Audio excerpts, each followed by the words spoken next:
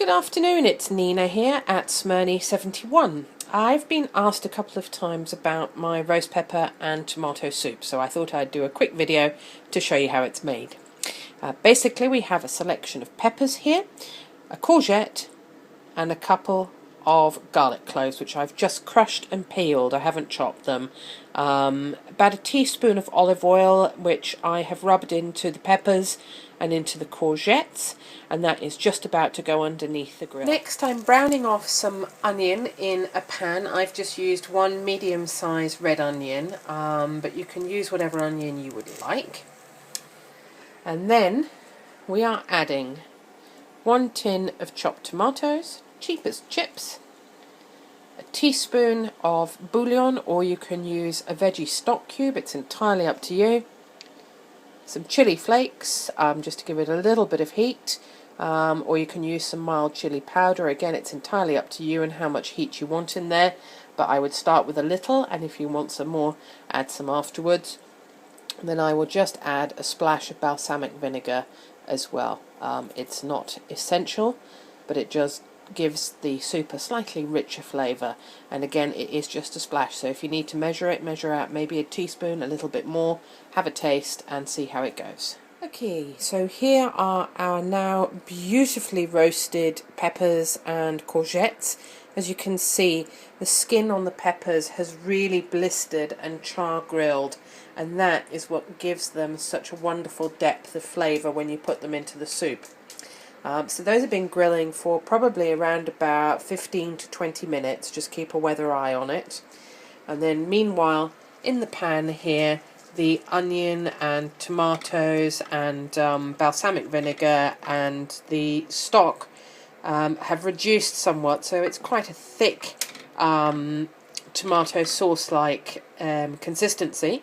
What I'm going to do now is add the tray of peppers and courgettes, etc. to the mixture, boil them up together for a little bit, maybe add a little bit of water, and then I will blitz them up. All the ingredients have now bubbled away on the stove for about 10 minutes, and I'm just about to assemble my magic wand, and then I'm going to throw in some of this gorgeous basil. I would say I'm probably going to use about half of this packet, a really good handful of it.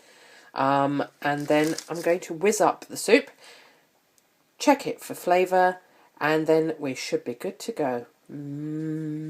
Super. Okay, the basil is sitting in there, and my magic wand has been assembled. The magic wand is now going into the pan, and all I have to do for about a minute or so is zap this all up so that we've got a really nice smooth soup. Makes a hell of a noise, so I'm going to switch off now. Well, it would make a hell of a noise if I'd actually switched it on here. Okay, let's try again.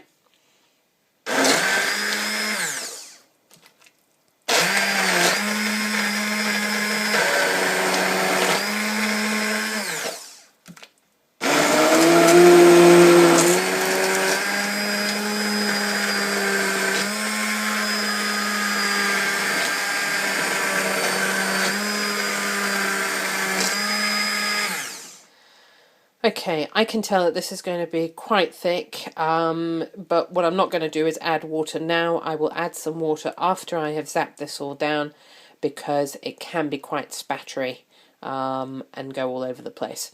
If you don't want to do this, you can of course throw it all into a blender, and it will work just as quickly there, but I quite like doing this. I find it quite therapeutic. So I'll be back with the finished product. So there we have it. Roast pepper and tomato soup with basil.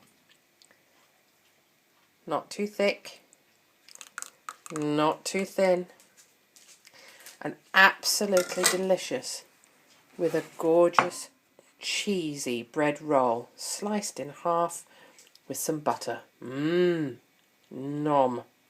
Alack, alas, can't have that. I'm on a diet. So here are some sexy gorgeous corn thins, or rice cakes, or Rivita. Take your pick. Anyhow, I hope you enjoy your soup.